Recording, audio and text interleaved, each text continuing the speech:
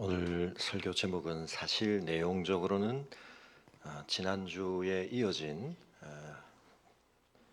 동일한 제목이 붙어 써야 했는데요.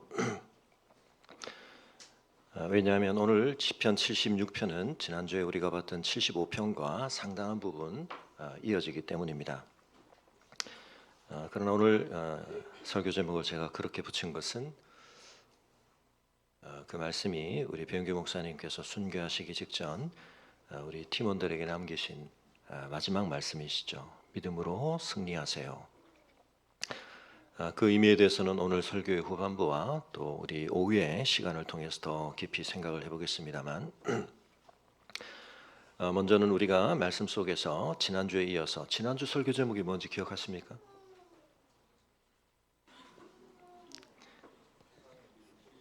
네, 기이한 일들의 전파자. 네, 감사합니다. 네. 자, 그런데 지난주에 뭘 우리가 기이하게 여겨야 하는가와 관련해서 기독교 세계관적으로 제가 좀 다시 한번 우리의 토대를 다지고 확인하는 말씀을 드렸는데요. 아이들이 마술을 보고 놀란다는 것은, 그걸 약간 기이하게 여긴다는 것은 어느 정도의 인지 능력이 갖추어진 다음입니다. 고급 마술을 했는데 그걸 보고 신기해하고 놀란다는 건 어느 정도의 인지가 발달된 다음 가능한 일이라는 거죠. 그보다 더 인지 체계가 낮은 아이들을 놀래기 위해서는 굳이 그런 마술을 할 필요는 없습니다. 그냥 뭐 다른 방식으로 아이를 놀래킬 수 있죠. 그러나 마술을 보고 놀란다는 건 뭐죠? 정상적이라면 이렇게 되는 것이 마땅한데라고 하는 것에 대한 어떤 기대가 형성되어 있고 그걸 충분히 예측할 수 있는 능력이 전제가 되어야 그걸 어긋나거나 그것 가지고는 잘 연결되지 않던 어떤 현상이 나타났을 때 그걸 신기해하고 놀라워할 수 있는 것입니다.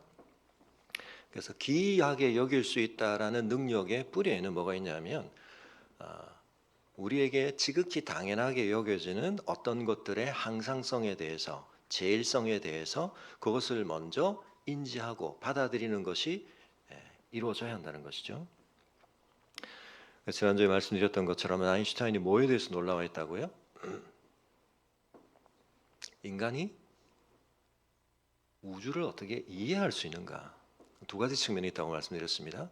인간에게 그런 능력이 있다는 것이 한편 이상한 놀라운 일이기도 하지만 우주가 그런 이해에 포착되어지고 해석되어지는 어떤 체계성을 가지고 있다는 것, 이 두 가지 측면을 다 반영하고 있는 것인데요.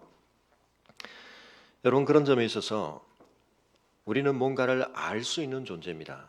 인간이 그 알을 통하여 많은 것들을 추구해왔고 발전시켜왔고 누려왔습니다. 그러나 그 인간이 뭔가를 알 수 있다는 사실의 토대 속에는 훨씬 더 중요한 우리가 꼭 알아야 할 뭔가가 담겨 있는 거죠. 이런 설명이 어떤 분들에게는 또 조금 지루하고 어려우실 수 있지만 제가 우리 자라나는 세대들을 위해서 이런 말들을 하는 건데요. 그러니까 지식이 증가할수록 신앙에 대해서는 이제 우리가 뭔가 그것을 열등한 것으로 여기거나 우리는 더 나은 상태로 가는 과정 속에서 신앙이라는 것은 이제 우리가 떠나고 버려야 하는 어떤 것이라고 생각을 하게 된다면 전혀 그렇지 않다. 그것은 지적인 발전이나 지적인 세련됨을 꼭 의미하는 것이 아닙니다. 어떤 분들은 신앙을 갖는다는 것은 지적인 자살행위와 같다. 지적으로 내가 정상적인 성장과 발전을 단념해야 신앙이라는 걸 가질 수 있다. 그렇게 생각하시는 분들이 계신데 그건 우리의 신앙의 스펙트럼의 어떤 한 측면들을 너무 우리가 부각시키다 보니까 생긴 최근의 일들입니다. 근데 여러분, 우리가 인류가 어떤 지식을 굉장히 놀랍게 발전시킨 그런 어떤 시기, 과학혁명기라고 부르기도 하고 근대라고 하는 어떤 시기의 탄생과 관련해서 사실은 기독교적인 세계관이 그것을 가능케 하는 굉장히 중요한 토대였다는 것에 대해서는 이 시간 제가 짧게 말씀드릴 수는 없지만 그건 사실은 아는 사람은 다 아는 대단히 중요한 이제는 상식입니다. 그러나 이 상식의 토대를 두지 않고 잘못된 어떤 이미지를 가지고 인간의 지식과 신앙의 관계를 잘못 설정하고 있는 그런 분들이 많이 계시는데 혹시 강의실에서 교수님이나 또 상당한 지식을 가진 전문 학자라고 하는 사람들이 내가 더 많은 것을 세상에 대해서 알수록 신은 존재하지 않고 신을 믿는 것은 굉장히 어리석은 일이라고 말하는 것을 들으면 그 사람이 어떤 학위를 가지고 있고 그 사람이 어떤 놀라운 지적인 어떤 업적을 가지고 있다는 사실에 근거해서만 그 중요한 선언을 여러분이 덜컥 받아들이거나 믿어서는 안 된다는 것입니다. 오늘 짧게만 한 번 더 말씀을 드리면 우리가 근대 이후에 인간의 지식이 특별히 인식론이 많이 발달했다고 말을 하는데 토대는 크게 두 가지입니다. 하나는 이성, 하나는 경험이죠. 합리주의와 경험주의가 사실은 굉장히 각기 발전을 해왔고 제가 지난번에 사실은 이쪽 계열의 뿌리는 파르메니데스가 있고 이쪽 계열의 뿌리는 사실은 이제 헤라클레이토스가 있다 그런 말씀까지 드렸는데요. 많은 사람들이 오늘도 그렇게 생각합니다. 그게 말이 돼? 말이 된다는 것에 다른 표현은 뭡니까? 그게 합리적이지 않다는 거거든요. 또는 그거 봤어?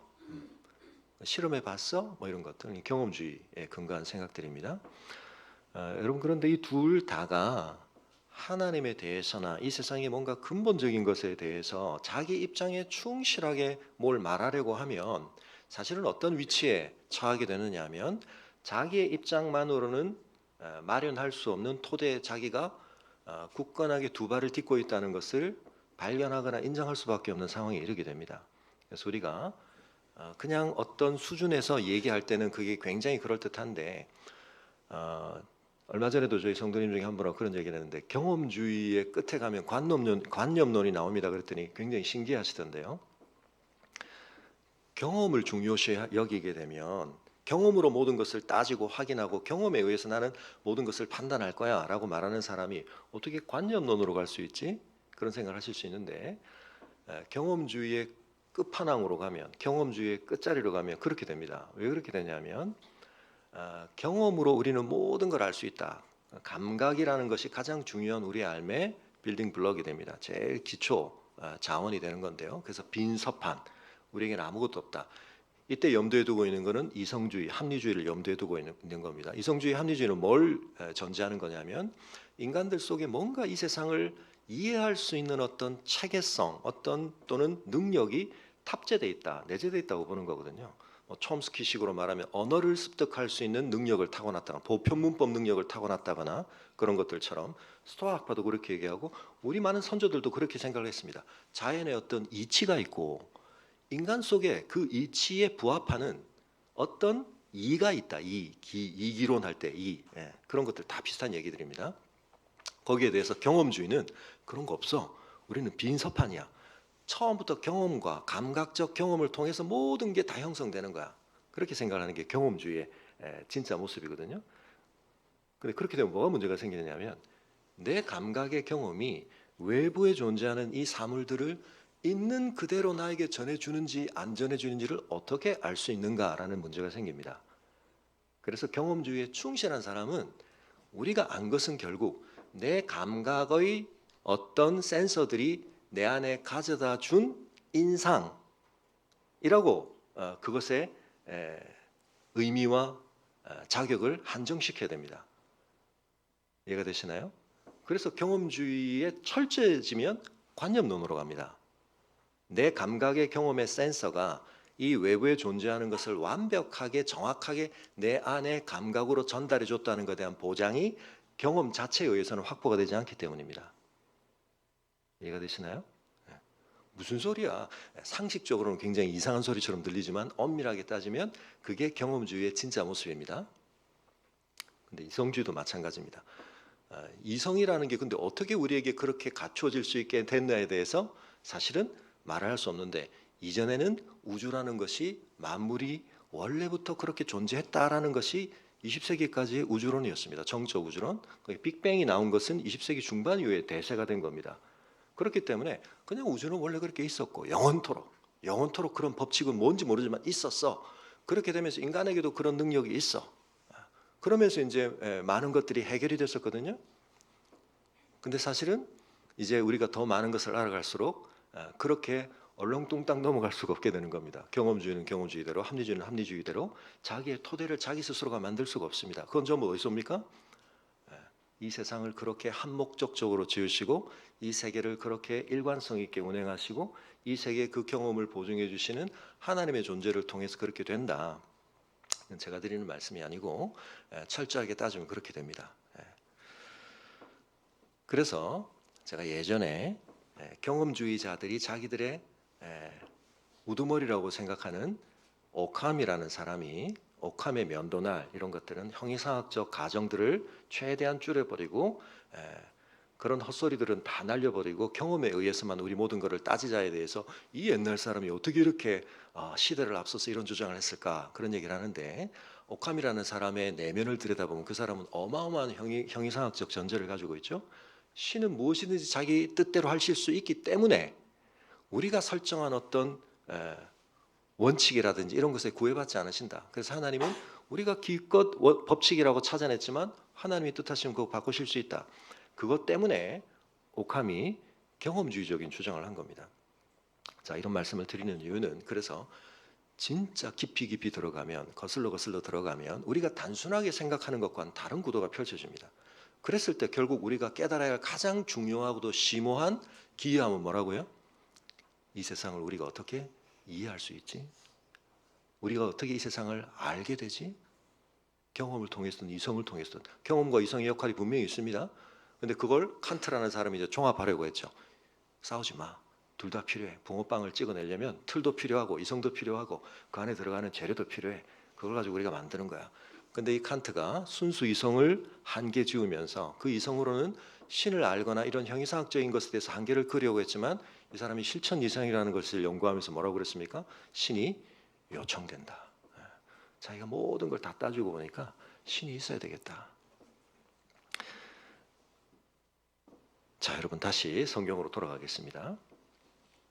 오늘 본문에서 너무 중요한 말씀이 우리에게 주어지고 있습니다. 하나님은 어떤 분이라고요? 알려지는 분이다. 그렇게 말하고 있습니다. 오늘 시편 1절에 안다라는 동사, 잘 아시죠? 히브리어의 야다라고 하는 동사. 이 안다는 건 조금 전에 말씀드린 그런 어떤 인식론적인 차원에 국한되지 않고 히브리인들은 굉장히 그 추상적인 것과 구체적인 것이 연결되어 있기 때문에 이게 한편은 부부가 함께 잠을 자고 부부로서의 관계를 갖는 행위를 묘사하는 야다. 전인격적이고 온갖 모든 것을 다 동반한 경험적 알미입니다. 그게 히브리인들의 알미인데요. 근데 이게 이제 지금 니팔 수동태 형태입니다. 분사로서 수동태 분사 형태인데 하나님은 어떤 분이신가 알려지는 분이라는 겁니다. 어떤 사람들은 하나님이 없다라고 주장하기도 하고 자기 알을 다 동원해서 어떤 사람은 우리에게는 하나님을 알 수 있는 방법이 없다라고 불가지론자들이 있기도 하지만 여러분 하나님은 우리가 알 수 있습니다. 그리고 하나님을 알아야 됩니다.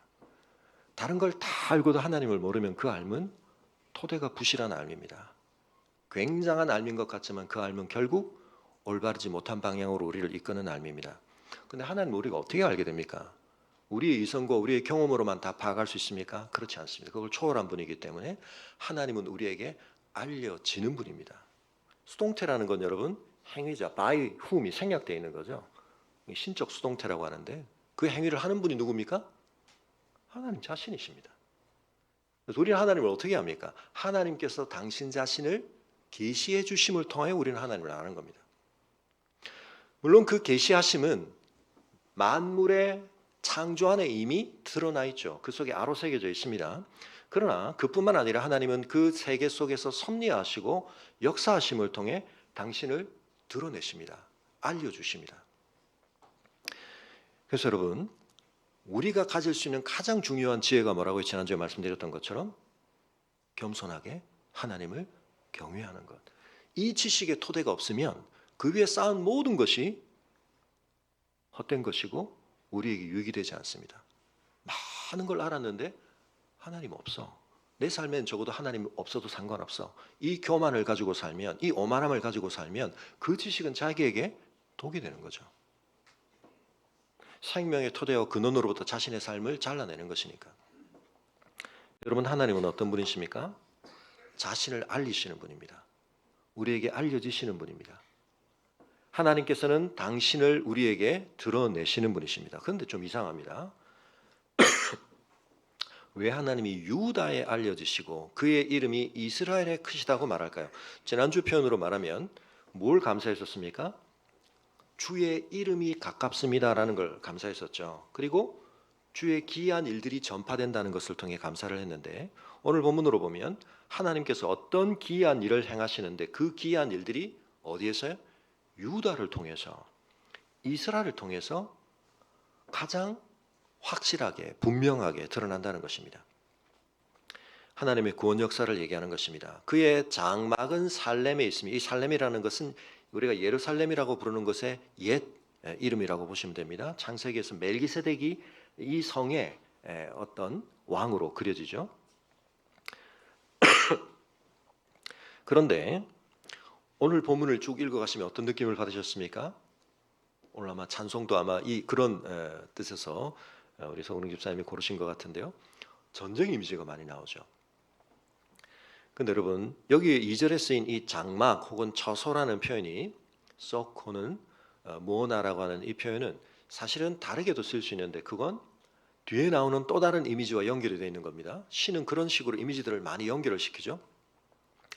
맹수, 특히 사자가 숨어 있는, 잠을 자거나 자기의 거처로 삼고 있는 은신처나 동굴을 뜻하는 말입니다.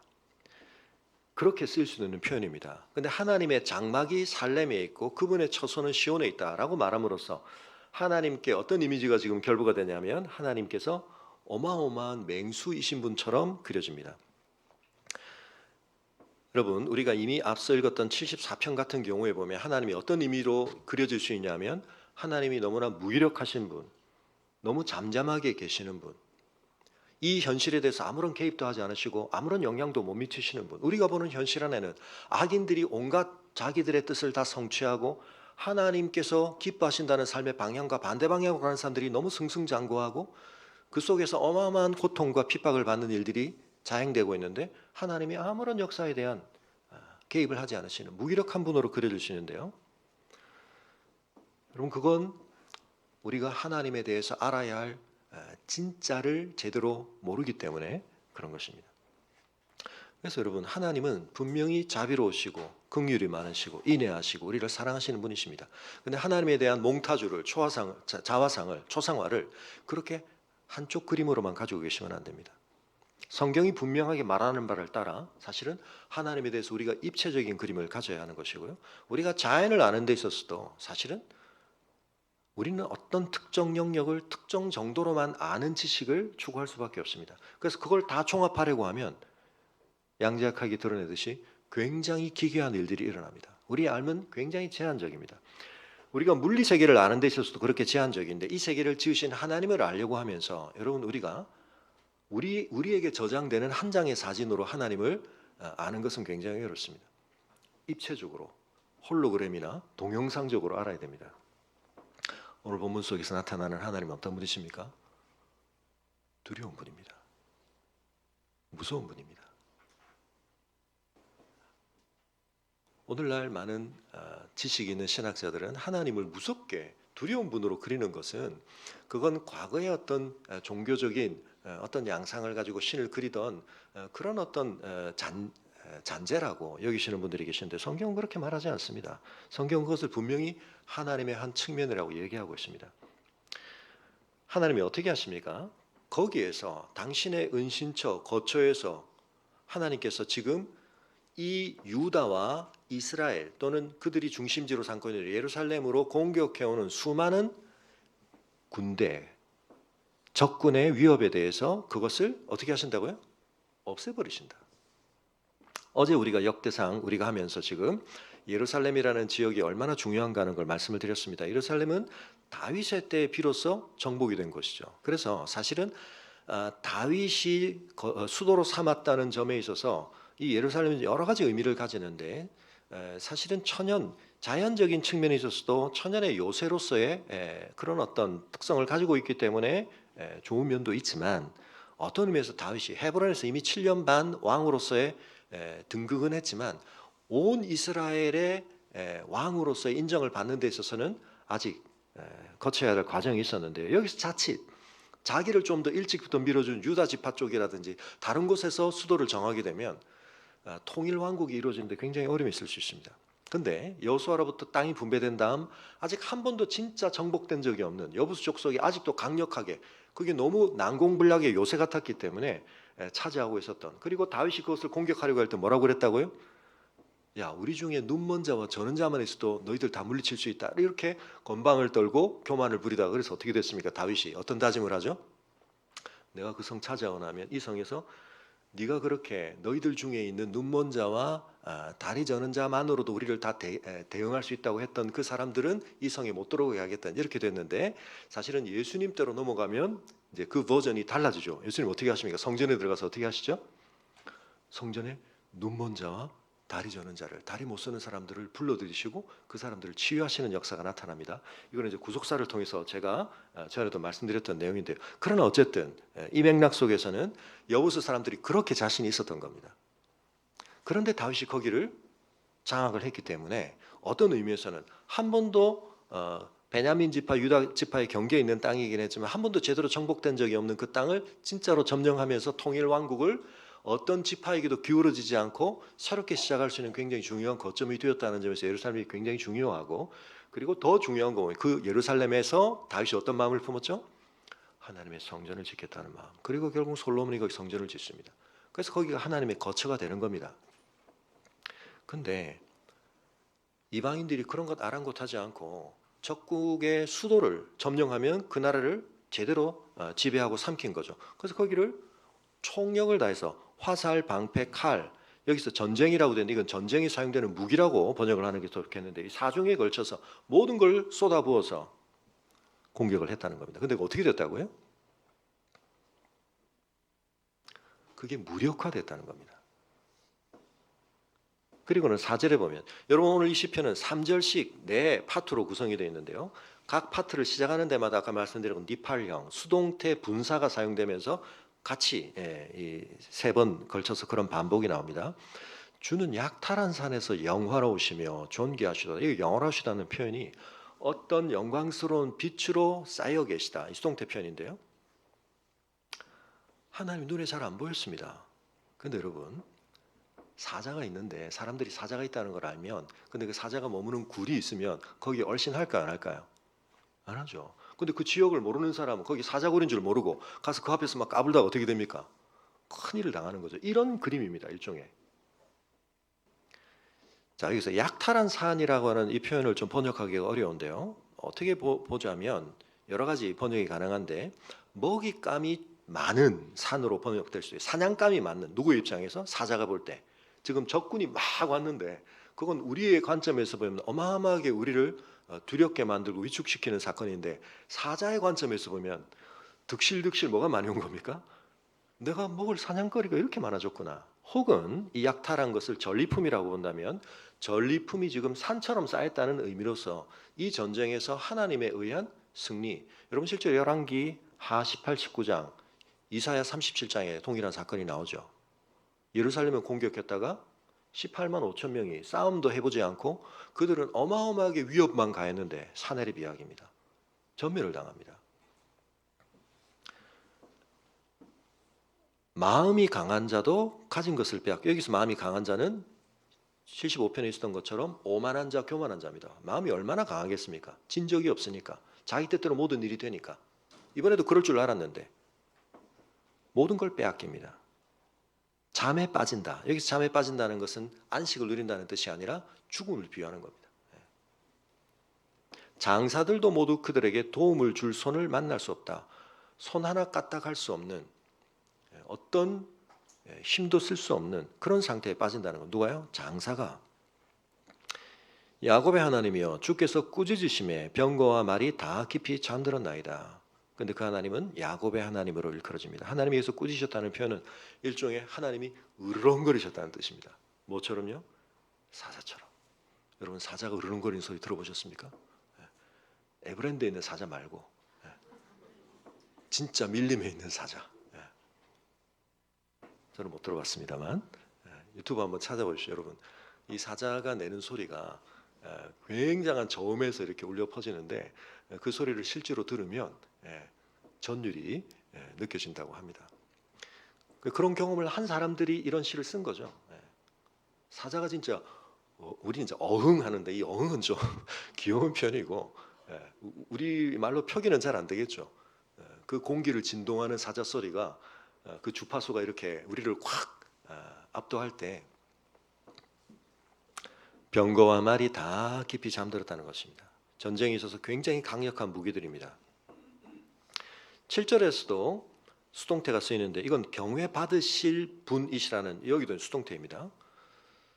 근데 7절에서 지금 사실은 강조가 되는 우리 번역은 주께서 이렇게 되어 있는데 이게 사실은 이제 원어로 보면 2인칭입니다. 당신 이런 뜻이죠. 근데 하나님께 우리가 당신 이렇게 쓰는 게 합당하지 않기 때문에 너 뭐 이럴 수도 없고요. 그죠? 당신이라고 해도 이제 하나님께 존칭으로서 합당치 않습니다만 2인칭 남성 단수입니다. 두 번을 씁니다. 히브리어도 그렇고 헬라도 그렇고 인칭 대명사를 밝히는 건 사실은 강조입니다. 왜냐하면 동사 속에 이미 그 동작을 취하는 사람의 인칭수가 다 표현이 되거든요. 그러면 인칭 대명사를 밝히는 건 강조입니다.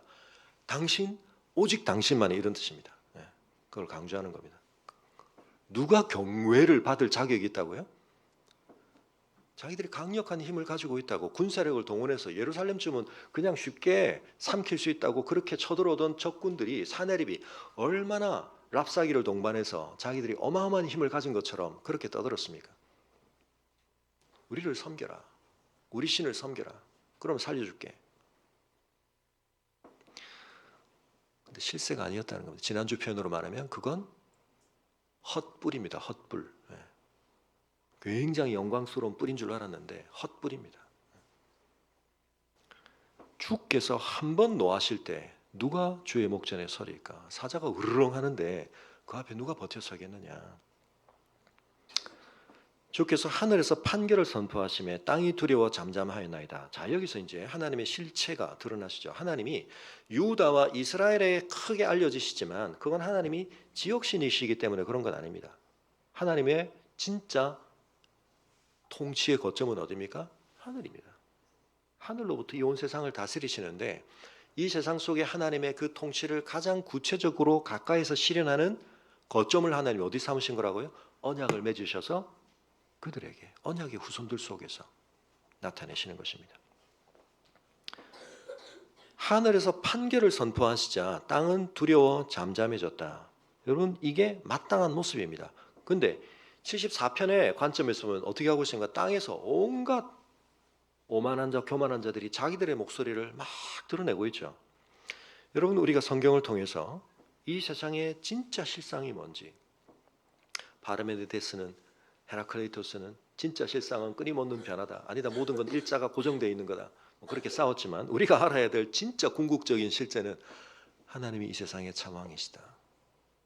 왜냐하면 그분이 세상을 지난주 표현으로 말하면 땅에 기둥을 세우셨기 때문에 이 세상은 그분 뜻대로 되는 게 맞습니다. 우리 성경을 잠시 찾아보겠습니다. 혹시 뒤에 찾으실 수 있으면 여러분 창세기에 우리 푸른틀 친구들은 우리 주일 모임에서 얘기했지만 뭐 제가 자주 말씀드렸으니까 창세기 11장 우리 바벨탑 사건에서 어떻게 보면 인류의 죄가 하와와 아담의 죄로부터 시작해서 파노라마적으로 계속 확장되다가 어떻게 보면 가장 큰 규모로 확장되고 물론 노아의 홍수전에 온 지면에 그 죄가 관영하기는 했지만 홍수에도 불구하고 그 죄를 제어하신 하나님의 조치에도 불구하고 죄는 그쳐지지 않습니다. 계속 확산됩니다. 그래서 그 결정적인 모습이 결국 뭐로 드러난다고요? 우리 역대상 하시면서 9장까지 오시면서 족보하시느라고 힘드셨죠? 큐티 하신 분들. 근데 이 족보는 항상 뭘 나타내냐면 그 족보의 마지막에 있는 인물을 부각시키거나 어떤 사건의 에피소드를 우리에게 등장시킨다 그랬는데 노아의 후손으로 셈, 함, 야벳. 근데 셈을 먼저 하지 않고 셈을 제일 마지막에 둠으로 강조를 하고 셈의 족보는 또 두 번이나 언급을 하고 그런데 첫 번째 언급을 할 때는 에벨에게서 벨렉과 욕단이 나눠지는데 한쪽을 따라가면서 에피소드가 등장하고 이쪽에서는 또 다른 에피소드가 등장한다. 그렇게 말씀을 드렸습니다. 이쪽 에피소드가 뭐라고요? 바벨탑 사건. 이쪽이 뭐라고요? 아브라함을 부르시는 사건. 바벨탑을 쌓은 사람들은 니므롯을 중심으로 한 신할 평지를 중심으로 니므롯형 인간, 어마어마한 영웅호걸, 사냥을 잘하는 그런 힘을 가진 인간을 중심으로 모인 어마어마한 인간 집단, 인간 연대. 여기는 한 명의 자식도 낳지 못하는 대를 이어갈 수조차 없는 무력한 인간, 이 둘이 맞짱이 안 되죠. 근데 하나님은 이 한 사람을 부르셔서 이 이야기를 뒤집으시는 거거든요. 이 이야기는 뭐냐면 여러분 거기서 바벨탑을 쌓으면서 어떻게 하고 있습니까? 3절에 11장 3절 창세기 11장 3절에 보면 제 화면을 띄워주셔도 됩니다. 제 화면을 띄워주세요. 그냥. 네. 3절에 서로 말하되 뭐라고요? 자 벽돌을 만들고 견고히 굽자 하고 또 말하되 자 성읍과 탑을 쌓으며 꼭대기 이름을 내고 우리 이름을 내서 흩어짐을 면하자. 그래서 여러분 이게 자 우리가 뭐뭐 하자 1인칭 복수 청유형이죠. 자 우리가 뭐뭐 하자. 이 구호가 어디서 왔다고요? 창세기 1장으로 가보면 하나님께서 천지를 창조하시고 6일째가 되는 날 이 세상에 대해서 하나님께서 어떻게 보면 창조를 마지막 완성하시면서 26절에 뭐라고 하십니까? 하나님이 이르시되 물론 여기 자라고 번역은 안 돼 있습니다만 우리의 형상을 따라 우리의 모양대로 우리가 사람을 만들고 이렇게 하게 하자. 하나님의 의지 표명입니다. 이 세상에 대한 의지를 이렇게 밝힐 수 있는 사람은 누구냐면 이 세상을 당신의 권능과 뜻대로 창조하시는 분만 그럴 수 있는 궁극적 자격을 가지는 거죠. 내 뜻대로 하겠다는 겁니다. 근데 그 뜻을 실현하는 데 있어서 하나님이 가장 중요하게 밝히시는 방식이 뭡니까? 내 형상을 만들어서 내 형상을 인간에게 부여해서 그 인간이 대리 통치자가 되게 해야 돼. 내 뜻을 이해하고 나와 함께하며 그가 이 세계를 경영하고 이 세계를 일구어 가도록 하되 그를 통하여 내 뜻이 실현되게 하자. 그래서 인간에게 하나님의 형상을 주신 겁니다. 어마어마한 고상한 뜻이 우리에게 있습니다. 우리가 그렇게 중요한 존재입니다. 그래서 우리가 이 세상을 이해할 수 있는 겁니다. 이 세상을 파악할 수 있는 겁니다. 이 세상을 발전시킬 수 있는 겁니다. 근데 그 인간이 그걸 가지고 뭘 했다고요? 하나님 뜻하고 상관없이 내 뜻대로 살 거야. 내 마음대로 살 거야. 내 이름 내고 살 거야. 그러자 하나님이 어떻게 하십니까? 그걸 내버려 두시는 건 하나님이 자비로우신 게 아니고 그래서 하나님이 어떻게 하시죠? 자 우리가 내려가서 그 말에 대해서 맞반응하십니다. 자 우리가 내려가서 언어를 혼잡케 하고 그 계획을 무산시키십니다. 그런데 여러분 이 구호의 반복이 계속 나타납니다. 어디서 나타나죠? 출애굽기 1장에서 하나님이 뜻하신 한 명의 자식도 없던 사람을 통해서 하늘의 별과 같은 땅의 티끌 같은 자손을 주겠다는 하나님의 뜻이 창세기에서 결국 성취가 되죠. 그래서 출애굽기를 열자마자 그 후손들이 어떻게 늘어났는가? 이스라엘 자손은 생육하고 불어나 번성하고 매우 강하며 온 땅에 가득하게 오중으로 강조를 합니다. 이렇게 되자 이 땅에 있던 다스리는 자가 어떻게 말합니까? 자 여기 10절에 우리가 그들에게 대하여 지혜롭게 하자 두렵건대 하나님의 뜻이 성취되는 것이 자기에게는 두려움이 되는 겁니다. 얘들이 너무 숫자가 많아가지고 우리를 삼키게 될까 봐 안 되겠다. 쟤들 산하 제한도 하고 힘을 못 쓰도록 우리가 좀 통제를 해야 되겠다. 그렇게 구호를 또 밝히는 겁니다. 근데 그 뜻대로 됩니까? 그렇지 않습니다. 그 땅에서 하나님을 경외하고 두려웠던 산파들이 그들의 다스림을 받지 않습니다. 그리고는 결국 하나님의 뜻대로 출애굽이 이루어집니다. 여러분 이렇게 구원 역사가 흘러가는데요. 이런 과정들 속에서 계속해서 하나님이 이 세상을 향해 당신의 뜻을 드러내시는데 그 뜻에 대해서 거스르는 사람들이 등장을 하죠. 그게 시편의 제일 처음에서 서론적으로 선포되었습니다. 뭐라고요? 시편 1편에 어찌하여 이방 나라들이 분노하며 민족들이 헛된 일을 꾸미는가. 엄청난 도모를 막 하는 겁니다. 근데 그게 하늘에서 통치하시는 하나님의 뜻에 합한 게 아니고 이스라엘에 제일 처음 세워졌던 왕 사울이 결국 어떤 길을 갑니까? 하나님의 통치를 받지 않고 자기 영광, 자기 뜻, 자기 야욕, 자기 자존심 세우다가 망하고 말죠. 하나님이 어떻게 하신다고요? 하늘에서 그걸 보고 비웃으신다. 야, 우리 하나님이 우리에게 메워준 거 이거 너무 힘들어. 끊어버려. 결박을 벗어버리자. 그들이 서로 나서며 서로 꾀하며 여호와의 기름 부음 받은 자를 대적하며. 여러분 오늘 시편 속에서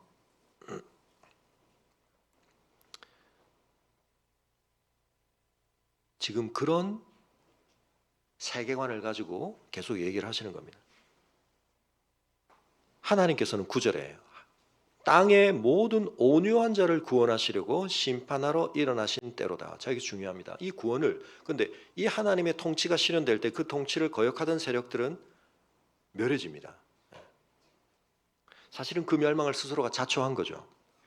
그런데 하나님의 통치를 중요하게 여기고 자기의 삶에 하나님의 다스림을 끊임없이 실현하기 위해서 시편 73편이 보여주었듯이 자기는 자기 삶을 하나님의 뜻에 정결하게 맞추려고 그렇게 부단히 애쓰고 씨름하며 살았는데 하나님 아랑곳하지도 막 사는 사람은 죽을 때까지 형통하고 그냥 자기가 소원하는 것보다 소유는 더 많아지고 내가 이렇게 살아야 할 이유가 뭐야? 막 그런 어리석은 생각이 막 드는데 성소에 들어가다가 그죠? 깨닫죠?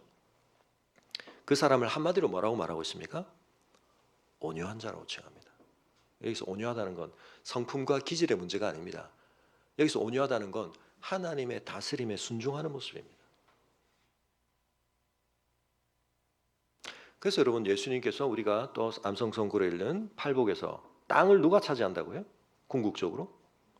우리 현실에서는 어떻습니까?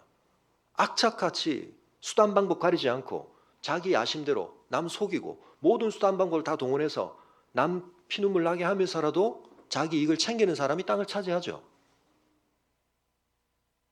그 땅이 더 땅값 오르도록 유리한 조건들을 만들죠. 그런데 하나님은 그렇게 말씀하지 않아요. 그 사람들이 차지한 땅은 잠시 이 땅에 대한 영구적인 하나님의 통치권으로부터 정당하게 합법적으로 인정받은 땅의 소유권은 누구에게 있습니까? 온유한 자에게, 하나님의 다스림에 순종하는 자에게. 왜요? 이 땅이 하나님 거기 때문에 하나님 뜻대로 창조되고 하나님의 뜻대로 결국 회복될 거기 때문에 여러분 속으시면 안 됩니다. 여러분 헤브론이라는 곳에서 다윗이 처음 통치를 시작한 어제도 말씀드렸지만 동영상에서 말씀드렸지만 여러분 그 땅이 어떤 땅입니까? 아브라함, 사라, 이삭, 리브가, 야곱과 레아 매장지가 된 땅입니다. 그런데 하나님이 주신 약속의 땅에 겨우 매장지 하나 겨우 얻었었습니다. 하나님이 그 땅 다 주신다 그랬는데 그들의 때는 겨우 매장지 하나 얻은 겁니다. 근데 지금 다윗 때가 오면 어떻게 되죠? 그 땅을 다 차지하게 되는 겁니다. 여러분 지금은 땅을 누가 차지하고 있습니까? 오만한 자, 교만한 자가 다 차지하고 있습니다. 그런데 여러분 그들이 차지하고 있는 땅은 진짜 차지한 게 아닙니다.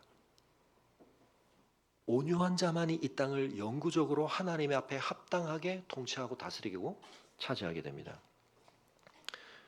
그래서 여러분 지금 혹시 땅을 가지고 계시는데 여러분이 온유하지 않다는 지금 반성이 드시면 뭘 바꿔야 되냐면 나를 빨리 온유하게 만들어야 돼요. 그래야 이 땅을 영구 점유하는 겁니다. 이해가 되시나요? 땅을 잘 차지하셨습니다. 근데 그걸 영구하시려면 어떻게 돼요? 온유한 자가 돼요. 온유하다는 건 뭐라고요? 남들이 뭐라고 하든지 그냥 막 이렇게 저렇게 그냥 무반응으로 사는 사람이 아니라 오직 하나님의 다스림에 순종하는 사람. 그 사람을 하나님이 구원하십니다. 심판하심으로 구원하십니다.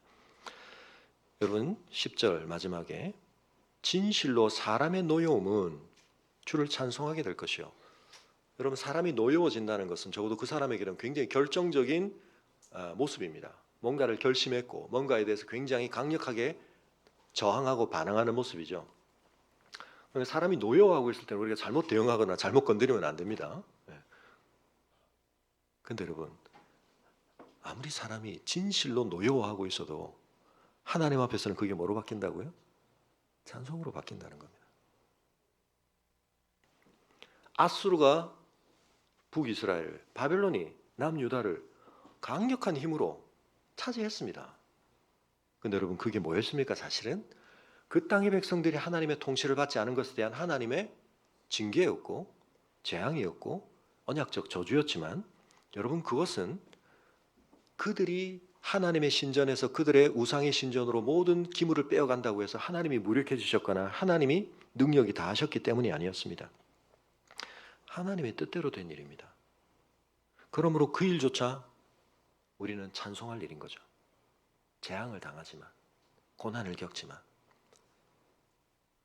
여러분 그런데 그 남은 노여움은 주께서 금하신다. 뭐 이것도 번역이 여러 가지가 있을 수 있습니다만 근데 아수르도 그랬고 바벨론도 그랬습니다. 자기들이 하나님의 몽둥이로 쓰이고 있다는 걸 알지 못한 채 자기들이 역사의 주권자로 착각을 하고 우리 뜻대로 모든 걸 다 해. 그때 하나님이 어떻게 하십니까?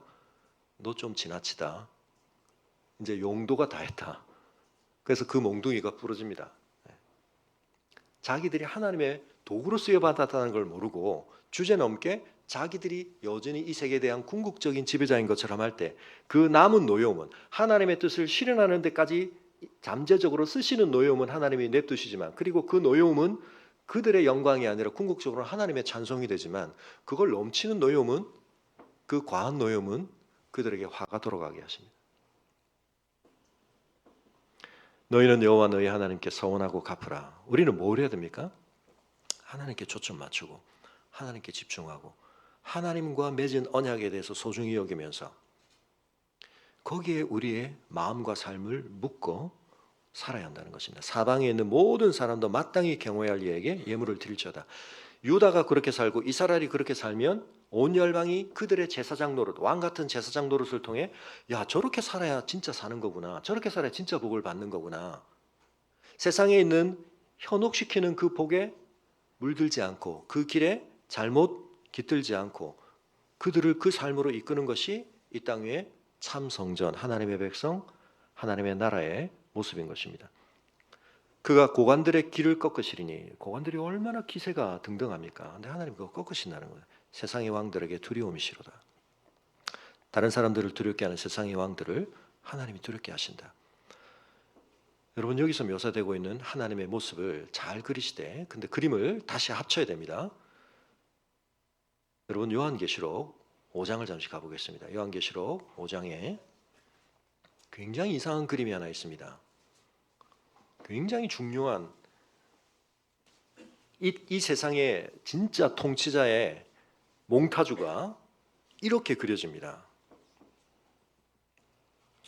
요한계시록 5장 5절, 장로 중에 한 사람이 내게 말하되 울지 말라. 왜 울고 있냐면 이 역사의 진정한 시련을 담고 있는 청사진으로서 두루마리가 주어지겠는데 이게 펼쳐지질 않아서 그것 때문에 답답해하고 있는데, 이 두루마리를 진정으로 펼칠 사람, 하나님의 역사를 실현할 권한과 자격을 가진 사람이 등장을 합니다. 누굽니까? 유다 지파의 사자 다윗의 뿌리가 이겼으니 그 두루마리와 그 일곱인을 떼시리라 하더라. 여러분, 유다 지파는 사자로 그려집니다. 다윗의 후손으로 오신 예수님은 누구시죠? 진정한 왕 사자십니다. 그래서 여러분, 요한계시록 10장에 보면 사자의 으르렁거림 같은 어마어마한 큰 소리를 묘사하기도 하는데요. 근데 6절을 보십시오. 6절 같이 읽습니다. 시작. 내가 또 보니 보좌와 내 생물과 장로들 사이에 한 어린 양이 서 있는데 일찍이 죽임을 당한 것 같더라. 그에게 일곱 뿔과 일곱 눈이 있으니 이 눈들은 온 땅에 번심을 받은 하나님의 일곱 영이더라. 여러분, 이 그림이 합체가 되십니까? 한쪽에는 뭐요? 사자, 용맹한 사자, 누구도 그 앞에서 머리를 들고 있을 수 없는 사자. 근데 한쪽에는 뭐예요? 어린 양. 근데 그것도 그냥 양이 아니고 뭐예요? 죽임당한 어린 양. 여러분, 이것이 그리스도의 중요한 두 측면입니다. 다윗의 자손으로 오시되 이사야에 있는 종의 모습으로, 섬기는 종 대신 고난받으시고 죽임당하시는 종의 모습으로. 시편 76편만 읽으면 맞아, 하나님 이런 분이야. 세상을 그냥 다 심판하시고, 근데 그때 내 욕심과 내 뜻대로 하나님이 막 그렇게 활약하시는 분이라고 생각하시면 안 됩니다. 그 하나님의 진노와 심판을 나도 당할 수 있습니다. 뭐 하지 않으면요, 내가 하나님 앞에 진정으로 온유하지 않으면, 내가 하나님의 다스림에 순종하지 않으면, 내가 하나님의 은혜에 의존하지 않으면. 근데 이 세상에서 너무나 무력해 보이지만 그 하나님의 뜻에 순종하고 그 하나님의 뜻대로 자신의 삶을, 어렵고 힘들지만 그 길을 가는 사람, 세상이 볼 때는 밥이죠. 그에게 하나님 나라 역사의 열쇠가 있습니다. 그 사람 때문에 하나님 나라의 놀라운 역사들이 일어납니다. 여러분, 말씀드리지만 우리가 누리는 자유도의 차이가 있습니다. 모두가 자유롭습니다. 그러나 그 자유의 수준이 다릅니다. 여러분, 마음대로 죄짓고 바로처럼 하나님의 뜻을 10번의 재앙을 거치면서도 거스를 때 바로가 내가 왜 이렇게 프로그램이 잘못됐지, 내가 막 필연적으로 내가 이렇게 숙명론에 빠져서 내가 하기 싫은 일을 막 하고 있네, 그러지 않았습니다. 자기가 하고 싶어서, 자기가 포기할 수 없어서 고집을 끝까지 부리면서 자유로웠습니다. 여러분, 어떤 자유를 누리고 싶으십니까? 하나님의 말씀을 깨닫고 하나님의 말씀에 응답하는 자유, 거기까지가 열려있는 자유와 거기에 대해서 완전히 닫혀있는 영적으로 죽은 자유, 물리적인 자유, 하나님의 형상으로서의 존귀함과는 상관없는 그 수준의 자유하고는 아무 상관없이 내 뜻대로 사는 자유.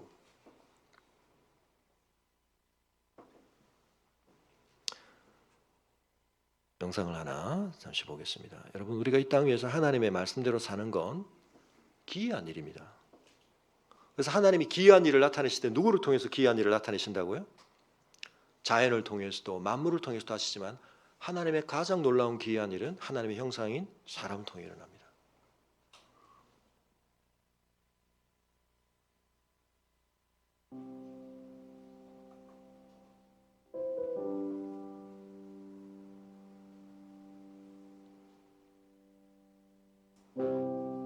올림픽 이후 선수로서 얻을 수 있는 명예를 뒤로한 채 선교사의 길을 선택한 에릭.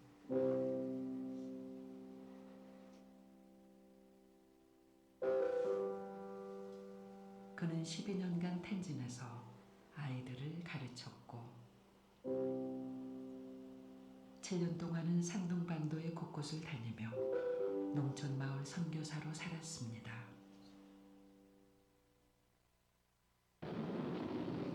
그러던 중 찾아온 2차 세계대전.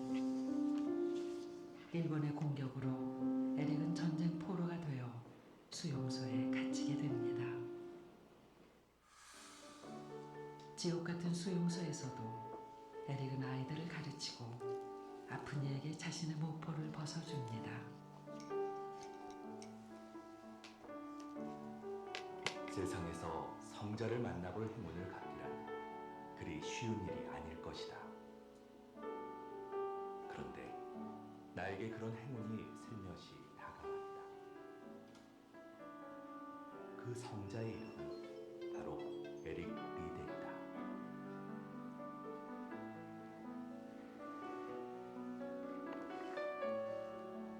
에릭은 수용소 내에서 가장 필요한 사람이었고 가장 사랑받는 사람이었습니다. 그렇게 그곳에서 예수 그리스도의 사랑을 실천하며 생을 마칩니다.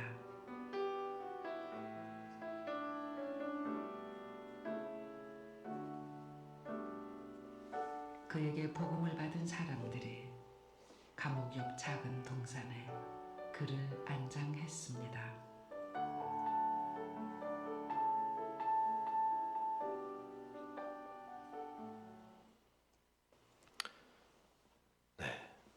예전에 제가 불의 전차라는 영화를 통해서도 자주 많이 말씀드렸던 에릭 리들, 실존 인물이죠. 부모님도 선교사였고 자신과 남매도 선교사였지만 자신에게 육상 달리기를 잘하는 능력이 있었고 그래서 한편은 그것을 통해서 하나님께 영광을 돌리려고 했었습니다. 화면은 닫아주시고요. 네. 그러나 자신이 출전하기로 되는 종목이 물론 이제 이 사람의 신앙 스펙트럼을 우리가 완전히 다 따를 필요는 없겠습니다만 그러나 적어도 자기는 주일날 하나님을 예배하는 그날 자기는 경기에 출전하지 않겠다. 어마어마한 압력을 받죠.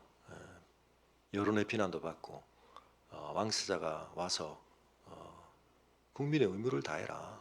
뭐 여러 가지 압력이 있지만 자신은 하나님 앞에서 자기가 어떻게 살아야 하는가에 대한 가장 중요한 가치를 위해서 자기는 타협하지 않겠다. 출전을 포기했는데 다른 사람이 기회를 양보해주는 바람에 자기 주종목도 아닌 400m에 나가서 결국은 세계 신기록을 세우고 금메달을 땁니다. 참 기이한 사람이죠. 네. 그런데 올림픽 금메달리스트가 된 이런 영웅이 된 다음 그는 원래 자기가 뜻했던 대로 중국 선교를 위해 갑니다. 그의 나이 23살 때입니다. 그리고는 전쟁이 끝나는 걸 보지 못하고 수용소에서 생을 마감합니다. 올림픽 금메달리스트로서 그가 자기의 경력과 자기의 위치를 통해 좀 더 다른 선교를 할 수는 없었을까? 어떻게 생각하십니까?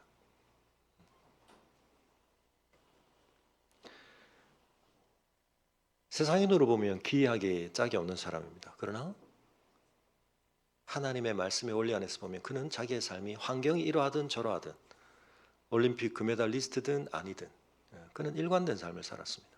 하나님의 다스림 속에서. 사랑하는 성도 여러분, 하나님께서는 오늘도 이런 사람을 세우기를 원하십니다.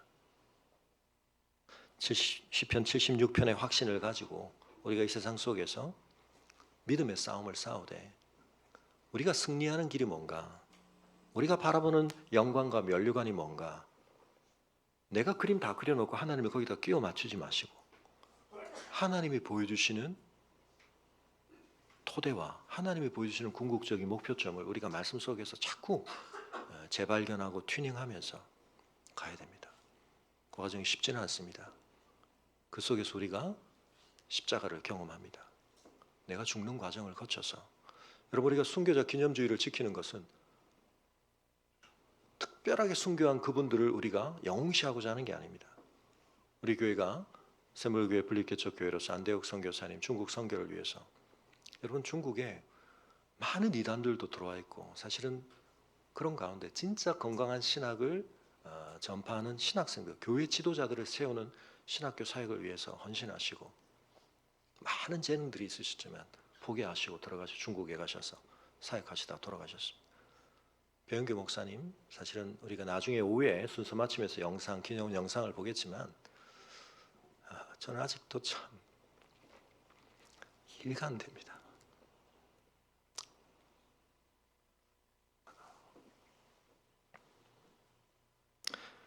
저 같은 목사 한 10명을 둬도 배은규 목사님 한 분이 계신 게 전 더 낫다고 생각하는데 왜 제가 더 살고 배 목사님이 먼저 가셨는지 저는 이해가 안 됩니다. 제가 하나님의 말씀 앞에서 내가 이렇게밖에 못 살고 이런 정도밖에 안 되는구나라는 걸 생각할 때도 참 마음이 아프고 죄송하지만 그 자극 중에 하나는 배은규 목사님이십니다.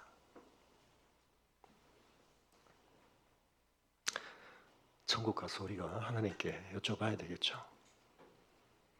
근데 여러분, 정말 영광스럽게 사셨던 분입니다. 저는 여러분이 이 세상을 한번 살면서 뭘 진짜 영광이라고 생각하고 뭐에 한번 목숨을 걸어볼까. 여러분, 말씀이 우리에게 보여주는 표대를 보고 우리가 가야 할 것입니다. 세상도 자기들 나름의 기이한 일들을 하는 사람들 많습니다. 하나님 앞에서 기이한 일을 우리가 꿈꿔볼 수 있기를 바랍니다. 하나님께서 이 세상을 어떻게 시작하셨고 이 세상을 어떻게 끝맺으실지, 여러분, 우리가 이 중요한 사실을 알고 있는데 거기에 합하게 우리가 살게 되면 이 세상에서 우리가 기이한 삶을 살 것입니다. 그런데 여러분, 그것은 손해보는 삶이 아니고 망하는 삶이 아니고 영광스러운 삶이고, 오늘 본문이 선포하듯이 그 하나님의 영광을 세상 가운데 드러내는 삶입니다. 우리 함께 자리에서 일어나겠습니다.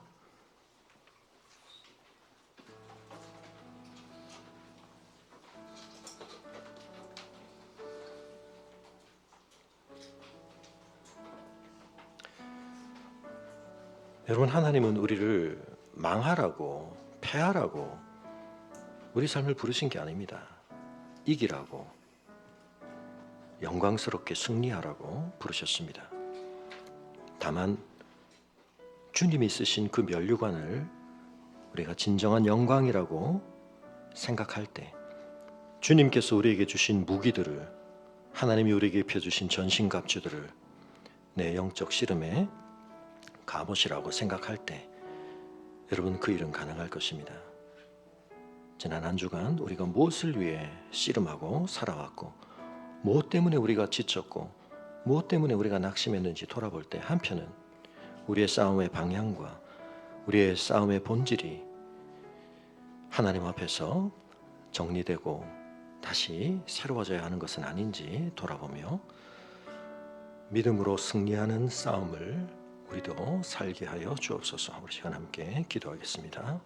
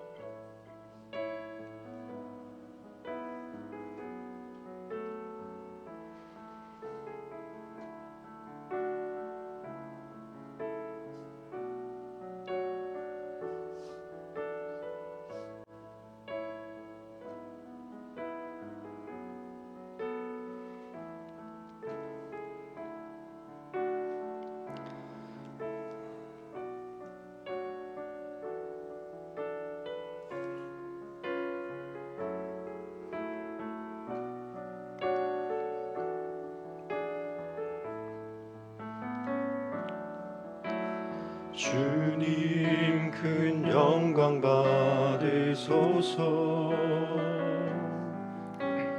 홀로 찬양 받으소서.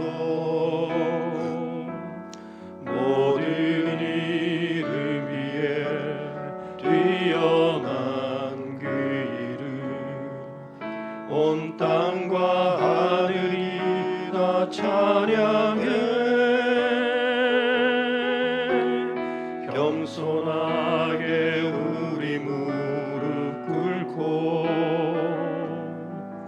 주 이름 앞에 영광 돌리세. 모두 절하세. 독생자 예수 주님께 찬양 드리리. 모든 영광과 존귀와 능력 받으소서. 받으소서. 영광과 존귀와 능력 받으소서. 받으소서. 그리스도 살아계신 하나님.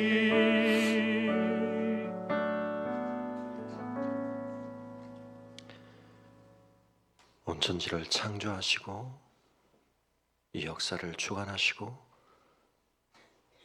세우신 뜻대로 만물을 다스리시며 구원하시며 심판하시는 하나님, 저희가 무엇이 간데 저희 가운데 하나님의 형상을 주시고 그리스도의 보혈로 그 형상을 회복해 하시고 이제는 지구상 어딘가에 있는 한 땅이 아니라 저희의 존재와 삶을 성전 삼으시고 저희의 삶에 좌정하시고 저희를 주님의 나라로 세워가심을 인하여 감사를 드립니다.